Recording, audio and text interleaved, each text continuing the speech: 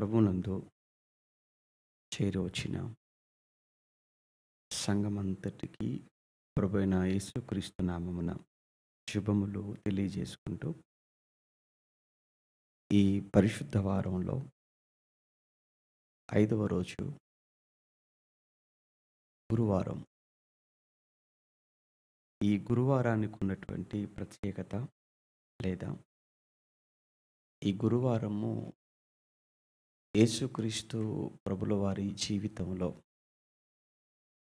చోటు చేసుకున్నటువంటి సంఘటనలు, అవి ఈరోజు మనం జ్ఞాపకం చేసుకోవాలి.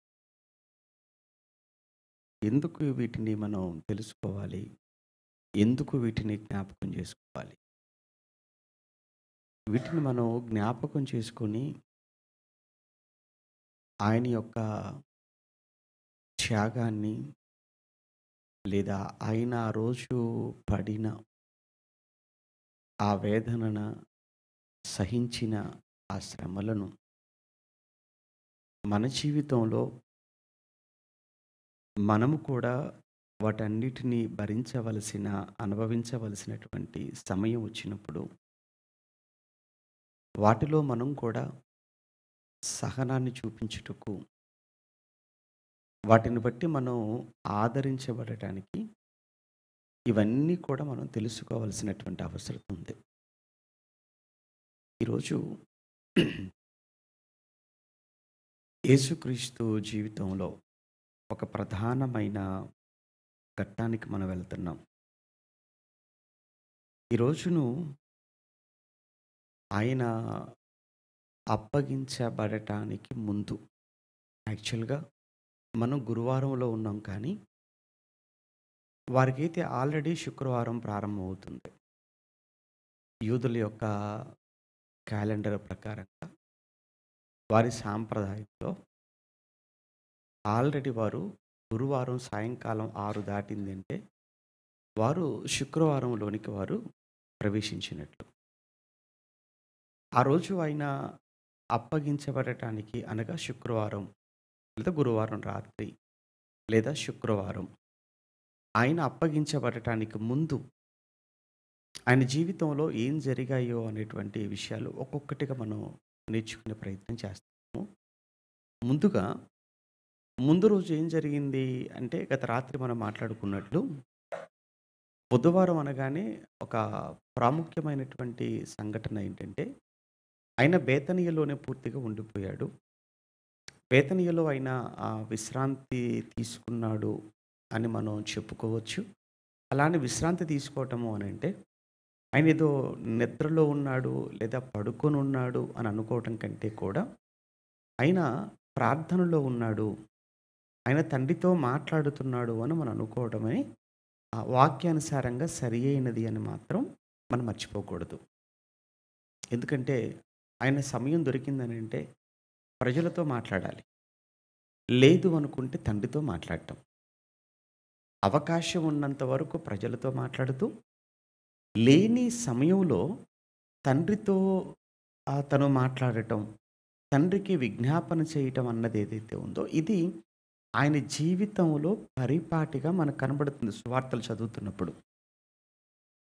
యేసుక్రీస్తు ప్రభుల వారేమో బేతనియలో తండ్రితో మాట్లాడేటువంటి పనిలో ఉంటే, అదే రోజు అదే సమయంలో యేసు ఏర్పాటు చేసుకున్నటువంటి 12 మంది అపోస్తలుల్లో ఒకడైన ఇస్కరియోతు యూదా మాత్రం యెరూషలేములో ఆయనను అప్పగించేటువంటి పనిలో ఉన్నాడు. యేసు ప్రార్థించుకుంటున్నాడు. ఆ ప్రార్థనలో ఉన్నటువంటి యేసును అప్పగించే పనిలో ఇస్కరియోతు యూదా. యెరూషలేములో చాలా కలవరం ప్రారంభమైపోయింది. యెరూషలేములో ఉన్నటువంటి పెద్దలందరూ కూడా కూర్చున్నారు. యెరూషలేం అంతా కూడా మనం మాట్లాడుకుంటున్నట్లు పస్కా పండుగకు సిద్ధపడుతుందంతా కూడా. ఈ పస్కా పండుగకు ఆల్రెడీ ప్రపంచవ్యాప్తంగా ఉన్నటువంటి యూదులందరూ కూడా యెరూషలేముకి చేరుకున్నారు. యాక్చువల్‌గా యెరూషలేం ఎక్కడ కూడా ఖాళీ లేదు. అంటే మన భాషలో మాట్లాడుకోవాలంటే హోటల్స్ అన్నీ కూడా ఫుల్ అయిపోయాయి. లాడ్జెస్ అన్నీ కూడా అన్నీ నిండిపోయాయి అన్నమాట ఇంకా. ఎక్కడ కూడా ఖాళీ లేని పరిస్థితి.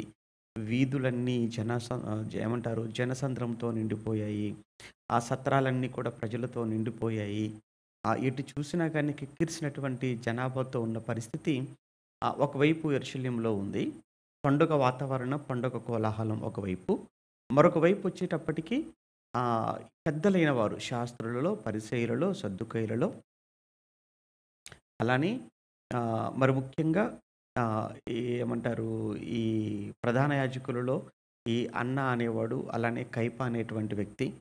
వీరు ఆ రోజు యాక్చువల్‌గా అన్న అధికారంలో లేకపోయినప్పటికి కూడా చాలా ముందు నుంచి అతను ప్రధాన యాజకుడుగా ఉన్నాడు అని ఆహ్, అంతా కూడా అతనికి ఆపాదించడం అనేది కనబడుతుంది అక్కడ రైట్స్ అన్నీ కూడా. యాక్చువల్‌గా కయప ఎవరు అంటే అతను మామ, అల్లుళ్ళు అని చెప్తుంటారు అతను. సరే ఏది ఏమైనా వీళ్ళ ఆధ్వర్యంలో అక్కడ జరుగుతున్నటువంటి సన్‌హెడ్రిన్ అనేటువంటి సభలో, యూదుల సభలో వాళ్ళంతా కూర్చున్నారు. యేసును ఎలా మనం పట్టుకోవాలి అని, యేసును ఎలా మనం ఆయన్ను అంతం చేయాలి అని ఒకవైపు నుంచి ఇవన్నీ జరుగుతున్నాయి. ఒకవైపు నుంచి ఇస్కరియోతు యూదా కూడా వాళ్ళని కలుసుకోవడానికి ప్రయత్నం చేస్తున్నాడు. మొత్తానికైతే వారితో కలిసిపోయాడు. రైట్ మాట్లాడుకున్నాడు. ఇక వీళ్ళు కూడా ఏంటంటే యేసును పట్టుకొని రావటానికి ఎలా ఆయన్ని పట్టుకొని రావాలి? చాలా మనకేంటంటే ఫోర్స్ కావాలి మనకు. ఎందుకంటే ఆయనను పట్టుకొనొచ్చే సమయంలో చుట్టూ అనేక మంది ప్రజలు ఆయన్ని వెంబడిస్తున్నారు. కనుక వాళ్ళంతా కూడా ప్రొటెస్ట్ చేసేటువంటి అవకాశం ఉంది. వాళ్ళంతా కూడా మనలకు ఏమంటారు మనకు ఎదురు తిరిగే అవకాశం ఉంది. కనుక ఆ ప్రజలందరినీ మధ్యలో నుంచి యేసు అనేటువంటి ఈ వ్యక్తిని మనం తీసుకొని రావాలి అనంటే, తప్పనిసరిగా మనకు కూడా చాలా బలం కావాలి, చాలా సైన్యం కావాలి అని ఆ ప్రధాన యాజకులు వారికి సంబంధించిన అనుచరులను కావచ్చు, ఆ ప్రభుత్వంతో మాట్లాడి, ఆ ప్రభుత్వానికి సంబంధించిన ఆ సైనికులను కానీ, మొత్తంగా చూస్తే చాలా వందల మంది సైన్యాన్ని వాళ్ళు ఏర్పాటు చేసి పెట్టుకుంటున్నారు. ఇదంతా కూడా ఏంటంటే బుధవారం తర్వాత అంటే గురువారం వాళ్ళ దాంట్లో గురువారం, మన దాంట్లో బుధవారం రాత్రి మన క్యాలెండర్ ప్రకారంగా. మొత్తానికి ఇక గురువారం తెల్లవారిపోయింది. గురువారం ఉదయం నుంచి ఏం జరుగుతున్నాయి ఒక్కొక్క పరిణామము అనే దాన్ని మనం చూస్తున్నప్పుడు, గురువారం ఉదయానికి యేసు ప్రభుల వారు ఆయన విశ్రాంతి నుంచి ఆయన బయటికొచ్చాడు అని మనం అనుకుంటే, వెంటనే ఇక సాయంకాలము పస్కా ప్రారంభమవుతుంది. అంతే కదా! వాళ్ళు గురువారం సాయంత్రం 6 అయిందనంటే శుక్రవారంలోనికి ప్రవేశిస్తారు. శుక్రవారం ఎంటర్ అయిందనంటే పస్కా పండుగ స్టార్ట్ అవుతుంది. కనుక ఆ పస్కా అనేది గురువారం 6 తర్వాత ఆరంభమవుతుంది కనుక, గురువారం ఉదయాన్నే ఆయన లేచిన తర్వాత శిష్యుల్ని పిలిచాడు. పిలిచి మరి ఈ పస్కాను మనం ఆచరించటానికి శిష్యులే వచ్చి అడుగుతున్నట్టుగా కనబడుతది. ప్రభువా! మరి మనం పస్కాను ఆచరించాలి కదా! ఎక్కడ ఆచరిద్దాము? అంటే వాళ్ళ ఇంటెన్షన్ ఏమై ఉండొచ్చు అనంటే, ఎలాగో బేతనీయలోనే ఉన్నాం గదా! కనుక ఇక్కడే మనం ఆచరిస్తే సరిపోతుందా? లేదంటే ఇంకెక్కడైనా ఆచరించాలి అనే ఆలోచన మీకేమైనా ఉందా? అంటే యేసుక్రీస్తు ప్రభుల వారు బేతనీయలో కంటే కూడా యెరూషలేములో ఆయన పస్కాను ఆచరించటానికి ఇష్టపడుతున్నాడు. యాక్చువల్‌గా పస్కాను ఆచరించటానికి ఇష్టపడుతున్నాడు అన్నట్లుగా మనకు కనబడుతున్నా, ఆయనే పస్కా బలి పశువుగా సిద్ధపడుతున్నాడు. ఇంకా దగ్గరగా వెళ్ళిపోతున్నాడు. యెరూషలేముకి వెళుతున్నాడంటేనే బలి అవ్వటానికి సిద్ధపడి వెళ్ళిపోతున్నాడు అని అర్థమవుతుందక్కడ మనకు. అది ఆయనకి తెలియని విషయం కాదు. నిన్నటి దినాన మనం మాట్లాడుకున్నప్పుడు ఒక విషయాన్ని మనం మిస్ అయిపోయాం. ఏంటంటే, యేసుక్రీస్తు ఆయన శిష్యులను కూర్చోబెట్టుకొని మాట్లాడుతున్నప్పుడు, నేను యెరూషలేముకి వెళతాను. యెరూషలేముకి వెళ్ళిపోతే యెరూషలేములో నన్ను అరెస్ట్ చేస్తారు. అక్కడ మనిషి కుమారుడుగా నన్ను వారు హింసిస్తారు. నన్ను కొడతారు కొరడాలతో. నన్ను చంపుతారు అని ఒకసారి గుర్తు చేస్తాడు. యాక్చువల్‌గా అది మొదటిసారి ఏం కాదు వాళ్ళకి చెప్పటం. మీరు మార్కు సువార్తలో గాని, మత్తయి సువార్తలో గాని చదువుతున్నప్పుడు అది వరకు కూడా చాలా సందర్భాల్లో గుర్తు చేస్తాడు. మనిషి కుమారుడు యెరూషలేమునకు వెళ్ళుచున్నాడు. అక్కడ ఆయన పట్టబడతాడు. ఆయన కొరడాలతో కొట్టబడతాడు. ఆయన చంపబడతాడు. తిరిగి మూడో దినాన లేస్తాడు అని ముందు నుంచే మాట్లాడుతుంటాడు ప్రభు. అంటే ముందు నుంచే వారందరిని కూడా మెంటల్‌గా సిద్ధం చేస్తున్నాడు. వారందరిని మానసికంగా సిద్ధం చేస్తున్నాడు. అందుకే మత్తయి గారు మీరు 17లో గాని, 18లో గాని మీరు చదువుతున్నప్పుడు ఈ విషయాల గురించి మాట్లాడుతుంటాడు. అలా మార్కు సువార్త 8, 10 9 అధ్యాయంలో, 10 అధ్యాయంలో కూడా ఇదే విషయాన్ని అంటే ఆయన మరణాన్ని గురించి ముందుగానే మాట్లాడినట్లుగా కనబడుతుంది. మరలా సేమ్ ఇక్కడ కూడా బుధవారం కూడా మరలా ఈ విషయాలు గుర్తు చేస్తాడు. అంటే ఎందుకు? ఇక ఓన్లీ ఒకే ఒక్క రోజుంది వాళ్ళ చేతికి నేను అప్పగించే పట్టానికని, మరలా ఒక్కసారి వాళ్ళకి గుర్తు చేస్తున్నాడు ఈ విషయాన్ని. అప్పుడు శిష్యులొచ్చేసి మరి పస్కా విషయం ఏమంటారు అంటే, బేతనీయులో ఏర్పాటు చేద్దామా? అడిగినప్పుడు వాళ్ళ ఉద్దేశ ప్రకారంగా ఆయన అంటాడు, లేదు లేదు యెరూషలేములోనే పస్కాను మనం చేద్దాం అన్నప్పుడు, మరి యెరూషలేములో ఎక్కడ చేయాలి పస్కా? ఎందుకంటే ఇప్పటికే యెరూషలేం అంతా కూడా నిండిపోయింది గదా ప్రజలతో. అలానే ఎక్కడ కూడా ఏ ఇల్లు కూడా ఖాళీ లేదు గదా! మరి ఇటువంటి సిట్యుయేషన్‌లో మనం ఎలా పస్కాను మనం ఆచరించటం అనేటువంటి ప్రశ్నొచ్చేసింది. అప్పుడు ప్రభువు ఏం చెప్తున్నాడో వారికి ఆ విషయంలోనికి మనం వెళ్దాం. అంటే మొట్టమొదట మనం ఈ విషయంలో గురువారం అనగానే మనం గుర్తు చేసుకోవాల్సిందేంటంటే, పస్కా సిద్ధపాటు. పస్కా కొరకు సిద్ధపడుట అనే విషయాన్ని మనం మొదటగా చూస్తుంటాం. ఈ విషయాన్ని మనం మత్తయిలో చూస్తాము, మార్కులో చూస్తాము, లూకాలో చూస్తాం. యోహాను గారు ఈ విషయాన్ని ప్రస్తావించరు. మీకు చెప్పాను కదా! నిన్న ఒక మాట చెప్పాను ఏంటంటే, మత్తయి, మార్కు, లూకా ఈ 3 సువార్తలను సమాంతర సువార్తలు అంటారు. ఆ! సమాంతర సువార్తలు అనంటే అవన్నీ కూడా ఒకే విధంగా ఉంటాయి. అంటే ఎక్కువగా ముగ్గురు సువార్థికులు కూడా ఒకరు చెప్పిన విషయాలే మరొకరు చెప్తుంటారు. కానీ యోహాను గారు మాత్రం ముగ్గురు చెప్పని విషయాల మీద ఎక్కువగా ఫోకస్ పెట్టాడాయన.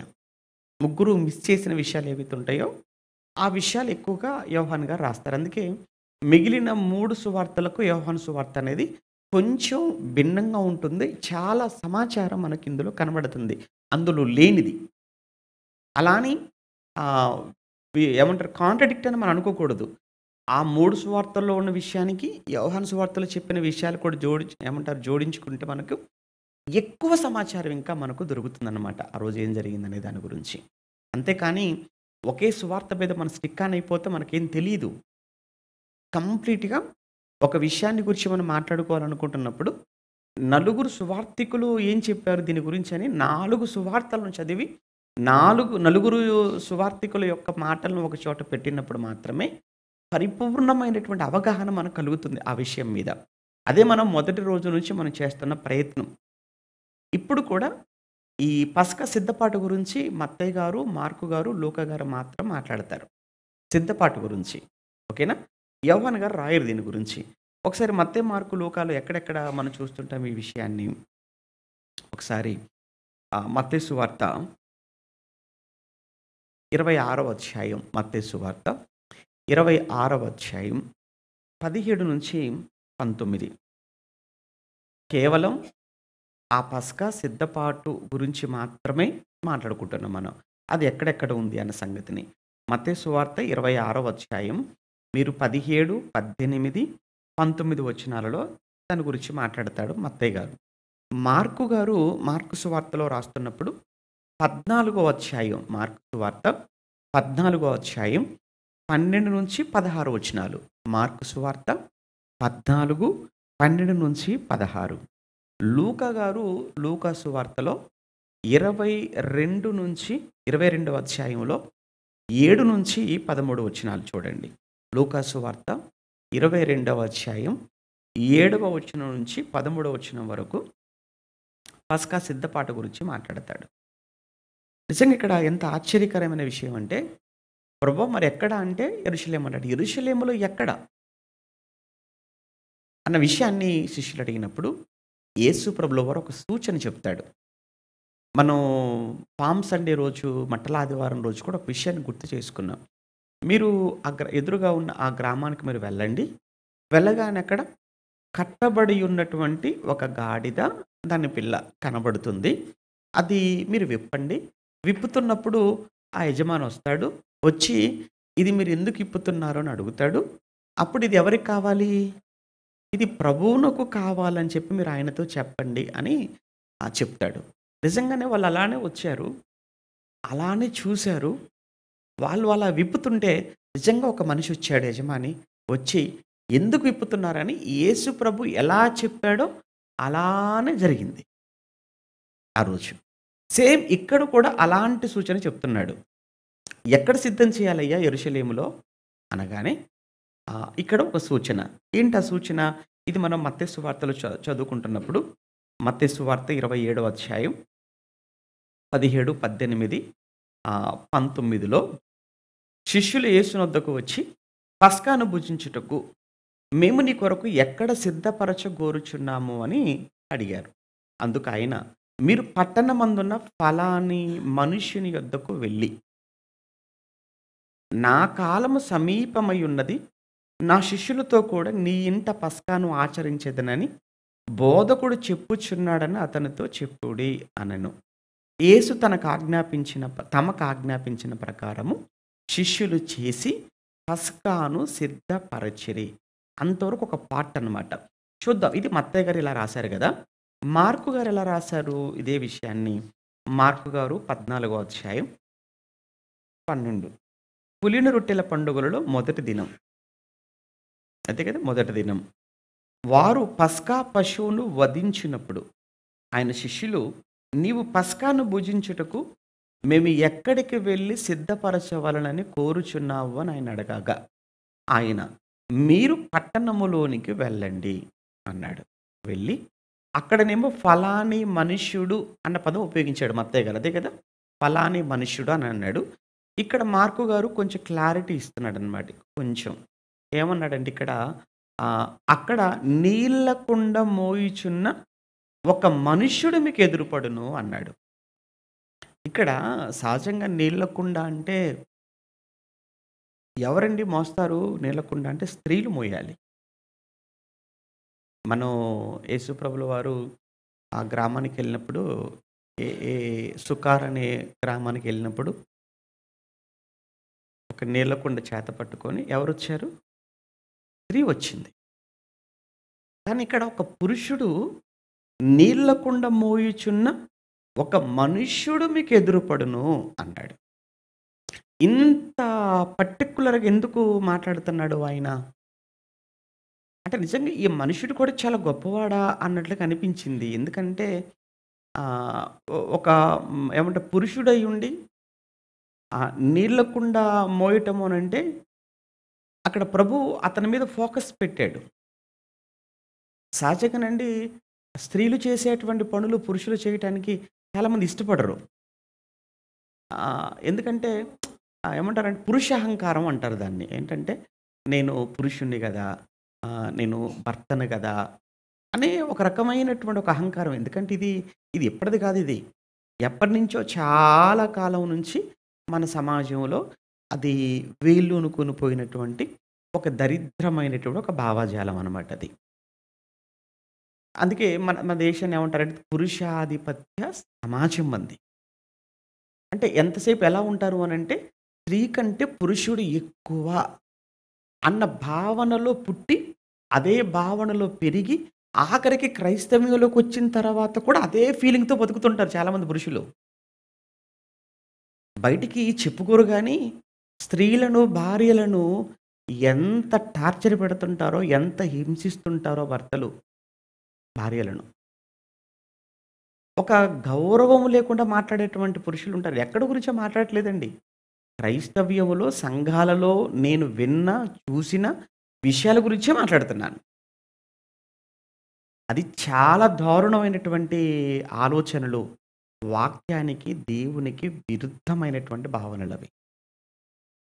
ఒకరు ఎక్కువ, ఒకరు తక్కువ అన్న ఫీలింగ్ అనేది ఇక్కడ లేదు.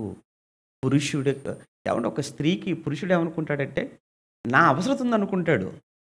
కానీ నీ అవసరత ఆవిడకి ఎంతుందని నువ్వు అనుకుంటున్నావో, ఆవిడ అవసరత కూడా నీకంతే ఉంది. దేవుడు ఆదామును చేసి ఏదెను తోటలో పెట్టిన తర్వాత, ఆదాము ఒంటరిగా ఉండి పనిలో ఉన్నాడు. అప్పుడు దేవుడు నరుడు ఒంటరిగా ఉండుట, పురుషుడు ఒంటరిగా ఉండుట పురుషుడికి మంచిది కాదు. మరి ఎవరు కావాలి తోడు? మరొక పురుషుని చేయలేదు. మరలా ఎవరిని తీసుకొచ్చాడు? స్త్రీని తీసుకొచ్చాడు. తీసుకొచ్చి ఏమన్నాడు? బానిస అనలేదు. సహకారి. సహకారి. అంటే నీకు ఒక హెల్పర్‌గా వచ్చింది. నీకొక తోడుగా వచ్చింది. నీకొక సహకారిగా వచ్చింది. ఎట్టి పరిస్థితుల్లో చిన్న చూపు, తక్కువ చేసి మాట్లాడటం, అణిచివేయాలి అని అనుకోవటం, కాళ్ళ కింద పెట్టుకోవాలనుకోవటం, తల మీదకెక్కి కూర్చోవాలని నువ్వు అనుకోవటం, నేను పురుషుడినే గదా! ఆధిపత్యం జేస్తాననుకోవటం, అది చాలా దారుణం అది. అది చట్టాలు ఒప్పుకోవు. బైబిల్ అస్సలు ఒప్పుకోదు. దేవుడసలు ఒప్పుకోలేదు ఎక్కడ కూడా. ఇక్కడ ఎందుకు ఈ పాయింట్ మాట్లాడవలసొచ్చిందనంటే అక్కడ చదువుతున్నప్పుడు నీళ్ళ కుండ మోయుచున్న ఒక మనుష్యుడు. ఏం మోయకూడదా పురుషుడైతే నీళ్ళ కుండ? పురుషుడైతే భార్యకు వంట విషయంలో గావచ్చు, ఇంట్లో పని విషయంలో గావచ్చు, సహాయం చేయకూడదా? తప్పా ఏమైనా? తప్పేం కాదండి. చెయ్యాలండి. తప్పు కాదు. ఇక్కడ ఎందుకు మాట్లాడాడా ఈ విషయాన్ని అని చూసినప్పుడు నిజంగా ఆ వ్యక్తి మీద ప్రభువుకు కలిగినటువంటి ఆ కన్సర్న్, ఆ శ్రద్ధ. అందుకే నీళ్ళ కుండ మోయుచున్న ఒక మనుష్యుడు మీకు ఎదురుపడును. వాని వెంట మీరు వెళ్ళండి. వాడు ఎక్కడ ప్రవేశించినో ఆ ఇంటి యజమానుని చూచి, నేను నా శిష్యులతో కూడా పస్కాను భుజించుటకు నా విడిది గది ఎక్కడని బోధకుడు అడుగుచున్నాడని మీరు చెప్పండి. అతడు సామాగ్రితో సిద్ధపరచబడిన గొప్ప మేడగది మీకు చూపించును. అక్కడ మన కొరకు సిద్ధపరచుడని చెప్పి తన శిష్యులలో ఇద్దరిని పంపాడు. అక్కడనేమో శిష్యులు అన్నాడు మత్తయి గారు మత్తయి సువార్తలో. ఇక్కడనేమో శిష్యులలో ఇద్దరిని బాగా చూడండి. ఆ వేరియేషన్ చూడాలి. అక్కడ శిష్యులు, ఇక్కడనేమో శిష్యులలో అందరూ కాదు ఇద్దరు అంటాడు. లూకా గారి దగ్గరికెళ్ళామనుకోండి, ఆ ఇద్దరు ఎవరో పేర్లతో సహా చెప్తాడు. అందుకే మనం ఎప్పుడు కూడా బైబిల్ ఒక దగ్గర ఆగిపోకూడదు మనం. ఒక విషయాన్ని గురించి సువార్తికులు ఎవరెవరు ఏం మాట్లాడారు, ఎవరెవరు ఏం రాశారు, ఒక దగ్గరికి తెచ్చినప్పుడు మాత్రమే ఒక కంక్లూజన్ మనకొస్తుంది ఆ విషయంలో. ఇప్పుడు లూకా గారి దగ్గరికెళ్ళామా? లూకా సువార్త 22వ అధ్యాయం. లూకా వ్రాసిన సువార్త 22వ అధ్యాయం. ఎన్నో వచనము? 7 నుంచి. పస్కా పశువును వధింపవలసిన పులియని రొట్టెల దినము రాగా యేసు పేతురును యోహానును చూచి అన్నాడు. ఎంత బాగుందో చూసారా? అక్కడ శిష్యులలో ఇద్దరు, ఆ ఇద్దరు పేతురు, యోహాను అన్నాడు. అంటే ఇప్పుడు ఎవరు వెళ్లారన్నమాట? ఇప్పుడు పస్కాను సిద్ధం చేయటానికి యెరూషలేముకు పేతురు గారు, యోహాను గారు వెళ్ళి, మీరు వెళ్ళి మనం భుజించుటకై పస్కాను మన కొరకు సిద్ధపరచున వారిని పంపగానే వారు మేము ఎక్కడ సిద్ధపరచాలనుకుంటే విషయం సేమ్ మార్కు గారు రాసిందే చెప్పాడు. మొత్తానికి వీళ్ళిద్దరూ వెళ్లారు. ఉదయం వెళ్ళిపోయారు. అంతే కదా మరి. మార్నింగే బయలుదేరారు వీళ్ళు. యేసుప్రభు ఎక్కడున్నాడు? బేతనీలో ఉన్నాడు. మర్చిపోకండి. యేసుప్రభు ఎక్కడున్నాడు అనంటే ఆయన బేతనీలో ఉన్నాడు. పస్కాను సాయంకాలానికి ఎక్కడ ఆచరించాలనుకున్నాడు? యెరూషలేములో ఆచరించాలనుకున్నాడు. యెరూషలేములో ఆచరించటానికి విడిది గది కావాలి గనుక ఆ ఆ గదిని సిద్ధం చేయటం కొరకని చెప్పి శిష్యులైనటువంటి పేతురు, యోహానును పంపారు. ఇప్పుడు పేతురు, యోహానులు వచ్చేసారు. మరి యూదా ఎక్కడున్నాడంటారా? యూదా వాడు అక్కడే ఉన్నాడు. ఎక్కడ? యెరూషలేములోను. బుధవారం వెళ్ళిపోయాడు గదా! ఎందుకెళ్ళిపోయాడు? యేసుప్రభుకి స్వాగతం చెప్పడానికా? లేదు. లేదు. ఆయనను చంపడానికి, ఆయనను అప్పగించటానికి వారితో కలిసిపోయాడు. యెరూషలేములో ఉండిపోయాడు. ఇప్పుడు యెరూషలేముకి ఎలాగో ప్రభువు వస్తున్నాడు అనే సంగతి మొత్తానికి తెలిసిపోయింది. ఇంకంతే. సాయంత్రానికి వీళ్ళు అంతా సిద్ధం చేశారా? సిద్ధం చేసి ప్రభు చెప్పినట్టుగా వాళ్ళు తిరిగి మరలా బేతనీయకొచ్చేసారు. ఎవరు? పేతురు, యోహానులు. ఎప్పుడైతే వాళ్ళు అక్కడ ఏర్పాట్లన్నీ చేసి బేతనీయకొచ్చేసారో, వచ్చిన తర్వాత యేసు ప్రభు ఇప్పుడు మిగతా శిష్యులందరితో కలిసి 11 మందితో కలిసి ఎలాగో వాడు అక్కడే ఉన్నాడు. ఎవరు? యూదా. ఈ 11 మందిని బేతనీ నుంచి వెంట పెట్టుకొని ఇప్పుడు ప్రభు ఎక్కడికొస్తున్నాడు? యెరూషలేముకొస్తున్నాడు. ఎందుకొస్తున్నాడు యెరూషలేముకు? పస్కాను భుజించుటకు, పస్కాను ఆచరించుటకు వస్తున్నాడు. అది సరిగ్గా మనం మత్తయి సువార్త, మార్కు సువార్త చదువుతున్నప్పుడు ఎంత బావుంటదంటే, మార్కు 14:17 చూద్దామా? మార్కు 14:17 సాయంకాలమైనప్పుడు అంటే ఎప్పుడు? గురువారం అది. అంతే కదా!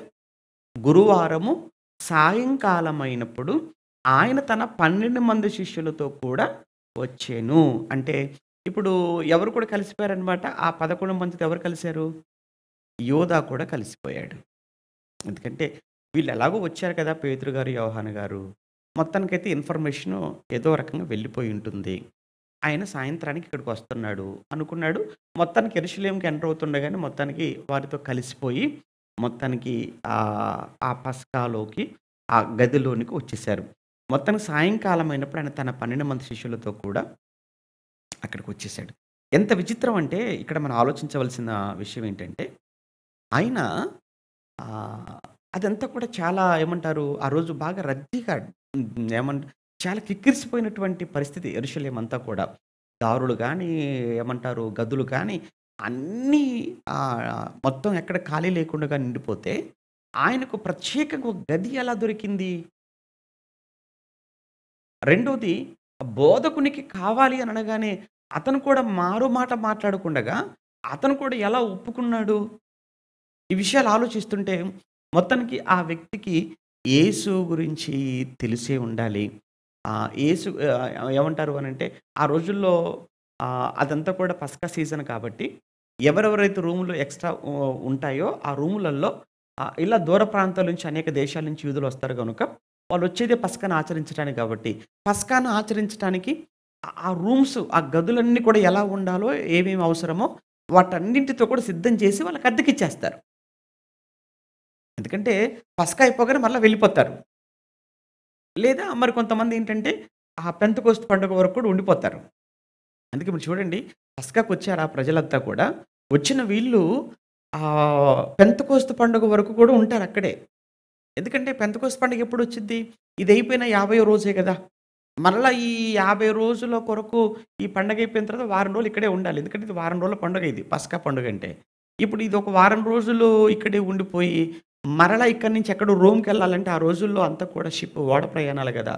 పోవడానికి ఒక నెల రోజులు పడతది. మళ్ళీ రావడం ఇదంతా ఎందుకు రిస్క్ అని, ఎలాగో వచ్చాం గనక ఒక 40 రోజులు ఆగితే పెంతెకోస్తు పండుగ కూడా వచ్చిద్ది కాబట్టి, ఇక్కడే ఉండి ఆ పెంతెకోస్తు పండుగ కూడా చూసుకొని వెళ్ళిపోదాం అనుకోనొస్తారు.